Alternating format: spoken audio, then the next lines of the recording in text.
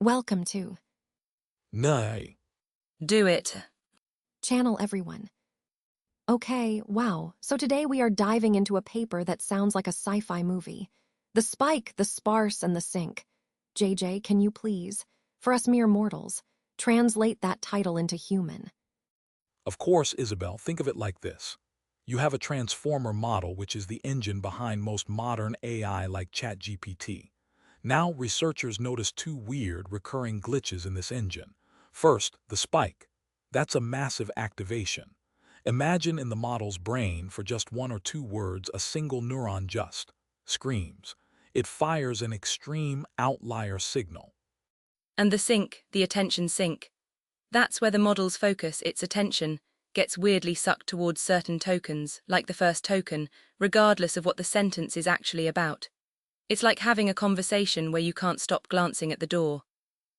So a screaming neuron and a weird focus pull.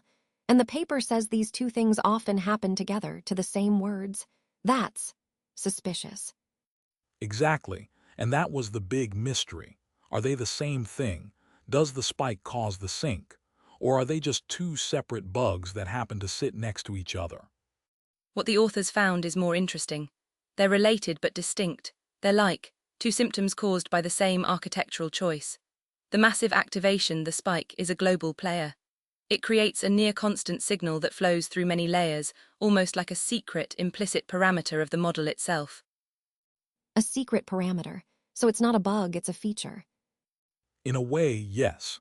It seems to provide a stable baseline, a kind of background hum that the rest of the calculations can work on top of. And the attention sink is more local. It operates at the level of individual attention heads. That disproportionate focus on, say, the first token, biases those heads towards short-range dependencies.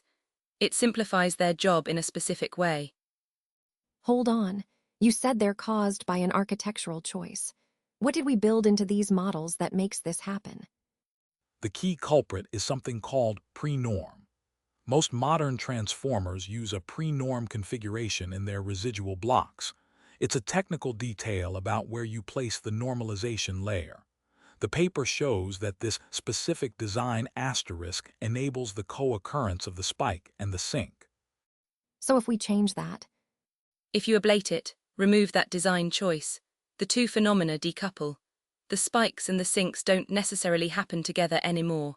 This proves their co-occurrence isn't a fundamental law of AI, but an artifact of our current popular design. that's huge. So we're not just observing nature here. We're observing the side effects of our own blueprint. This feels like finding out your car vibrates at high speed not because of the road, but because of the way you bolted the engine in. A perfect analogy, Isabel. And understanding this gives us a clearer picture of how these models actually function internally. It helps separate essential mechanisms from implementation quirks. Which is critical for the next steps. If we want to build more efficient, more stable, or more interpretable models, we need to know what's a core computation and what's just a byproduct of our current favorite wiring diagram. Incredible, from a spiking neuron and a sinkhole of attention, to a deep insight about AI architecture. Thank you both, JJ, Jiyoung, for another mind-expanding climb up the ladder. Thank you, Isabel. Thank you. And thank you for watching. See you next time.